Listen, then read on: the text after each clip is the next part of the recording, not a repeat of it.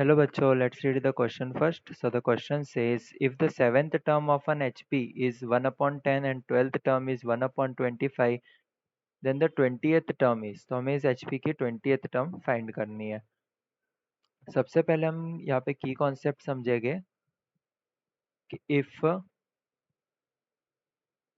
A, B, C, D, many numbers are in AP, then their reciprocals जैसे कि 1 upon A, 1 upon B, 1 upon C, 1 upon D up to so on are in HP. ठीक है, and vice versa. If 1 upon A is in HP, then A will be in AP. या फिर A is in HP तो 1 upon A उसका reciprocal AP में होगा. सो हमें यहाँ पे क्या बोला है कि term 7 of HP is 1 upon 10. So term 7 of AP क्या होगा, इसका reciprocal that is 10. So AP के लिए ओके और दूसरा में क्या बोला है 12th टर्म, तो term number 12 of HP is 1 upon 25. So A12 क्या होगा, A12 of AP will be equal to उसका reciprocal that is 25. So A7 का हम फॉर्मूला यूज करेंगे. We have AN is equal to A plus N minus 1 into D. So इस formula का हम use करते हैं. सो हमें मिलेगा A7 is equal to A plus 7 minus 1 into D. So A7 क्या है 10 is equal to A plus 6D. ठीक है, एक ये इक्वेशन आ गई. और दूसरा है हमारे पास A12 के लिए A plus 12 minus 1 into D. So A12 है 25, 25 is equal to A plus 11D. अब दोनों इक्वेशन को सब्ट्रैक्ट कर दे. So equation 2 minus equation 1. So equation 2 क्या है, A plus 11D minus A minus 6D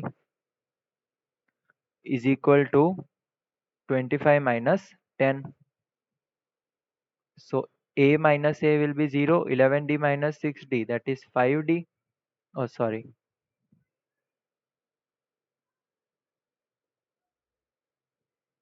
हाँ 11 minus 6 is 5D and 25 minus 10 is 15. So D की वैल्यू क्या आएगी, 15 divided by 5 that is 3. So d की वैल्यू हम कोई भी एक इक्वेशन में वापस पुट करेंगे. So we have A plus 11D is equal to 25. So यहाँ पे D3 पुट करते हैं. So A plus 11 into 3 is equal to 25 and A is equal to 25 minus 33. So A हमें मिल जाएगा माइनस ऑफ 8. ठीक है, सो हमें AP के लिए 8 मिला, A और D इज 3. तो अभी हमें फाइंड क्या करना है, we have to find 20th term of HP. So 20th term of HP क्या होगी, 1 upon A20. 20th term of AP, so 1 upon A20 find करते हैं पहले. So A20 will be A plus 20 minus 1 into D. So A कितना है, A is minus 8, 20 minus 1 19 और D है 3.